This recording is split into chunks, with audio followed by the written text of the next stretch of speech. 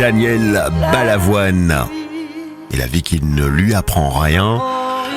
Bonjour, cher Aurore, bienvenue derrière nos micros. Bonjour Ben. Est-ce que tu as passé un bon week-end ? Ça a été, oui. Ça a été pas très reposant, mais ce fut quand même pas mal. Je t'accueille avec plaisir. Bien, fais ton œuvre. La place est nette rien que pour toi, pour ton pense-bête de ce lundi matin. Alors Ben, peut-être as-tu entendu la bonne nouvelle. En 2015, les chiffres de la criminalité auraient encore baissé dans tous les domaines, sauf, paraît-il, le trafic d'armes. Et ce, apparemment, en partie au moins, grâce à la menace terroriste et donc aussi à la présence de militaires et de policiers accrus dans les rues. De quoi être content, donc, j'imagine, et peut-être même rassuré, puisque cela nous prouve non seulement qu'on est globalement plus en sécurité aujourd'hui qu'hier, mais aussi que quand on prend des mesures, ça marche. Parce que c'est vrai que quand on entend semaine après semaine s'enchaîner la découverte de caches ayant servi aux terroristes de Paris, on pourrait s'inquiéter de voir l'ampleur de leur organisation sans qu'elle n'ait alerté personne. C'est vrai aussi que ni le focus international sur Molenbeek, ni les jours passés en niveau d'alerte 4 n'ont vraiment eu tendance à nous rassurer. Et pourtant, on te le dit, le pays est de plus en plus sûr. D'ailleurs, je ne sais pas où ça en est, cette idée d'ajouter un niveau 5, mais voilà encore une mesure qui prouve qu'on se préoccupe bien de notre sécurité.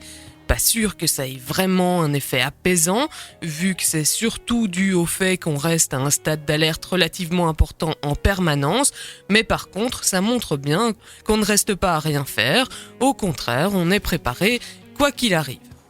Et si, en plus de ça, ça permet de faire baisser les statistiques criminelles, on ne va quand même pas se plaindre.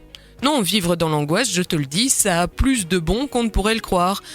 Délinquants, voleurs, bagarreurs en tout genre se tiennent à carreau. Moi-même, je t'avouerai que je ne moufte pas.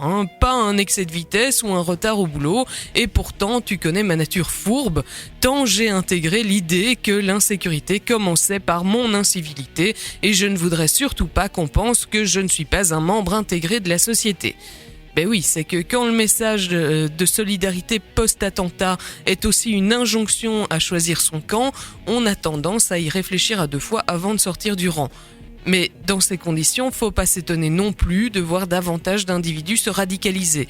Lorsque le choix se limite à être avec ou contre nous, sachant que la première solution exige de toi un consentement silencieux à tout ce qui sera décidé, forcément, on peut se sentir un peu forcé aussi de sortir du rang.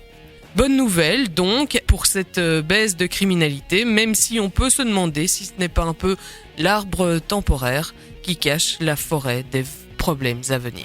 Bien. Merci Aurore. Ce n'est pas très encourageant ce que tu nous expliques en tout cas.